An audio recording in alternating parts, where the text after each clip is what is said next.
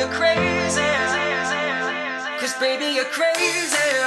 Hi guys, and welcome back to another Lukeovision video. Now in today's video, I thought I'd try something a little bit different. I thought I'd react to all of the fan favourites from the Melodifestivalen going from 2000 all the way to 2020 and seeing which one I preferred, either the fan favourite or the actual act that won the competition and thus went on to represent Sweden in that respective year. Now in this video I got a little bit of help from one of my Swedish followers who is a Eurovision fanatic just like we all are. Because I didn't really start keeping up with the Melodifestivalen from around 2015, so all of the entrants before then I was a little bit clueless. So I cannot wait to see what acts could have represented Sweden from 2010 to 2020. Now, how this video is going to work is, at the beginning of the clip, I'll be able to see who represented Sweden in that year, and then we'll go on to see the fan favourite from the Melodifestivalen. And then at the very end of the clip, I'll stop and I'll weigh up my options, and I'll let you know which one I preferred and who I think should have represented Sweden that year. But this isn't just about me, this is your channel too, guys, so please comment down below everything that you think. So let me know if the right act represented Sweden in that year, or you think the one in my video, or even a different one that wasn't in this playlist, should have represented Sweden, and give me your reasons. I would love to know, because it's the diversity in you guys that makes this such an exciting comment section and channel. So without further ado, let's look at 2010. Now I apologise if your favourite isn't in this playlist. This was made by one of my good friends and a Swedish follower that I have, and you can follow him on Instagram in the link down below. So let's have a little look. Let's go. Right, so Anna won in 2010, the country kind of song. Yes! This is typical Sweden that I love. Man boy? What's a man boy? Like, an adolescent? This has got a great melody to it, great hook. Love the dancing, great stage persona. Oh, and then the music goes to like Scooby-Doo. What? It's ghostly. Oh, there we go. Wow, what can I say about that? Firstly, that was a great hook, great melody. He's got great stage persona. Maybe if he had have won, so if he had have won this competition, he wouldn't have then gone on to represent Sweden. Doesn't it just show you that things happen for a reason, people? I have a few questions. What's a man boy? And why did the music turn into some like Scooby-Doo ghost chase at the end? Reggie? It was a bit haunting, but it also reminded me of Lithuania this year. Right, so if I had to pick between the 2010 winner and Man Boy, I would pick Man Boy. I'm sorry, but Anna's song, just something didn't connect with me. I think it is the country vibe. So let's go on to 2011. So it's Eric Said with Popular. So it was him. Versus this? This is weird. It's like a weird Beatles rip-off on a treadmill. The aesthetics in this are really weird. What is this? His jacket matches my top though. Okay. What? How was that a favourite? I'm sorry, if you guys liked it, I'm sorry, but I did not get that entry whatsoever. It was a bit weird. It was a bit like a folky pop entry, but I don't think the two genres mashed in that video very well. The beat was a little bit lazy and it didn't really have a lot of energy in it. Just my opinion. When you compare it to Popular though, there's no contest. Good job that Eric didn't win in 2010, because then he wouldn't have gone into 2011 and sent in Popular, one of the best songs ever. I loved it. So from 2011, my choice is Popular. And really, it set the trend for what would have been an amazing run for Sweden. Right, so 2012, and we've got Loreen and Euphoria. That was the winner. I'm not sure if anything can compare to that, to be honest, but we'll give it a good punt. Who was the fan favourite? Who were we up against?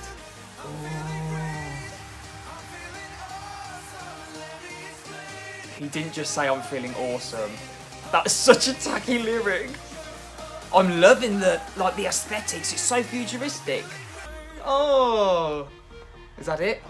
Right, that's it. No competition. Loreen Queen, she won that for me. That was a good entrant, and I think it would have won in a couple of years where Loreen wasn't featuring. But no, Queen Loreen all the way. So let's go on to 2013. So Robyn won 2013. Ooh. She's like a punk rocker Dolly Parton. This has so much attitude in it. Look at her.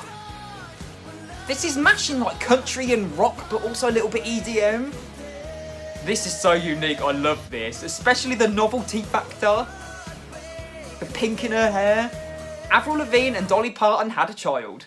Wow, and that was the child. I think if I was picking for 2013, Yo-Yo would have won with Heartbreak Hotel. That was really good, lots of attitude, story in the track. Like I say, Avril Lavigne, Dolly Parton, I didn't think they could ever be blended, but they were blended and it worked pretty well. Right, so if I had to pick, I would pick Yo-Yo. No offense to Robyn and you, but it was a bit cheesy. There was something missing in the track. Also, can we talk about how messy the staging was in Robyn's performance? All the dancing going on, and he looked very uncomfortable. I feel like that had everything. That really has a lot to grab onto, and it's different for Sweden. It's a very different beat, different avenue, with lots of attitude. Next, 2014, the winner was Sanna Nielsen with Undo. Ooh, I love that song. Who was she up against? Alcazar! These guys were known in the UK. They're like an act that would entertain you on holiday, like a hotel. Oh, I'm loving this cheesy dancing. You know I love a cheesy entry. They're loving life. Wow, okay. That was quite questionable, wasn't it? Very cheesy, a little bit on the tacky side. So I think Sanna Undo was the rightful winner in 2014. It was emotional, it was raw, there's a really good story behind it, and her vocal power and her technique just gives me chills. She owned the stage. I think compared to that, well done Sweden, you voted correctly. So 2015, the winner was Mans. Let's see who he was up against. Come on. Ghosts. Oh, this is eerie. But that beat and those, like, native vocals. This is encapsulating. This is a moment. I can see why this is a fan favourite. It's very Disney-esque. It's quite... I can imagine it in an epic, actually, like an epic movie. I'm loving the staging. This is really beautiful. Oh, that's it. I mean, I think the rightful winner was Mans, but it would have been great to send that to Eurovision. Can you imagine? That would have been a moment. But then again, Mans won, didn't he? Congratulations, I would go with Mans. 2016, winner was France, and If I Was Sorry. Let's see who he's up against. Come on. Yes! Ah, this is fantastic! Planetar's your new favourite ever.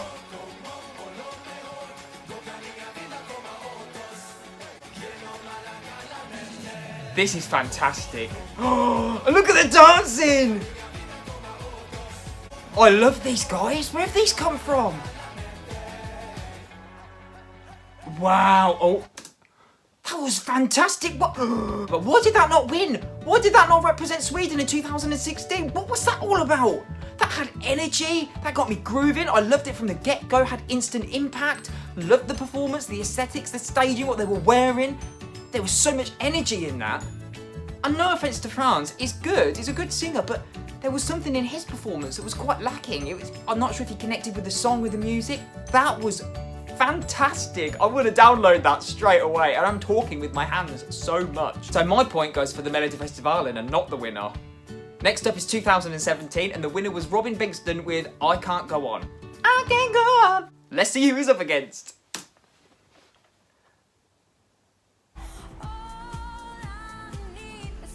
Instantly, I'm into this. Victoria. Those vocals! She's like a young Christina Aguilera. I love this build. It's subtle, but it works. Vocals to die for. Oh, I like that hook. Ooh. That was great. I want to hear some more of that. I love the build and I love the chorus. It's just a shame that there was more music than there were lyrics. I think the way she slides into them notes is effortless and she looks great. She's stunning. Vocally, she's so strong. Them belts were on point. And I feel like it's a very different vibe to Robyn. Even though I do love I Can't Go On, they both have very different attitudes and stage personas. Oh, this is hard. But I think my points go to Robyn. I think Sweden you picked correctly in 2017. It's a classic and one of my favourites from Sweden. Next is 2018. Now, we all know the winner was Benjamin Ingrosso and Dance You Off. And let's see who he's against. Bring it on. Oh, I remember this one. Oh, nah. The lady who sings about cabanas while dressed as a banana. I am dressed like a banana. Ah. I love the holiday tropical vibes this has. It's very clubby, very holiday summer tune. Oh, that's it. I did love that track. It's very good, it's contagious, it's instant impact, just like Benjamin Ingrosso. Not gonna lie though, unpopular opinion, I prefer Benjamin Ingrosso and Dance You Off. The favourite for that year for me. Please don't hate me, please don't hate me, please don't hate me. Just my opinion. People will call it generic, but I think it's really good. And the aesthetics for his staging were fantastic. The red LED lights. There was a lot of camera work. I feel like it might have been lost if you were in the live audience because she was very much playing with the camera. But that was a strong entry, and I wish she changed the lyrics to, I am dressed like a banana. Oh, na. Next we have 2019, and as we all know, John Lundvik won. Let's see who the fan favourite was. Right. Ooh. The Soul. I don't remember this. Wow. He is so young. With such great vocals. Lovely falsetto there. Also, how does he get that soul in his voice? You can't teach soul. Bishara, you're a genius. Singing mastermind. Wow. And he's got a good stage presence as well. For someone so young, that was fantastic. I'm sorry. I love John Lundvik, Too Late for Love. It is a really good song, but that is just something else. How did that not win? That would have been such a moment, especially in last year's competition. But how would that have shaped up with Duncan Lawrence and Arcade?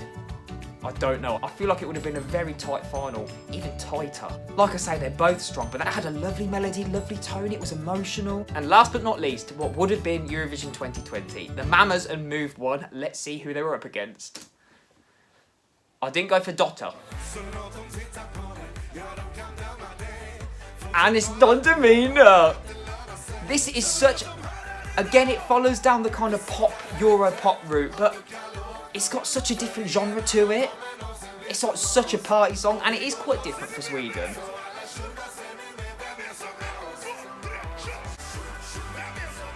Shoot, shoot.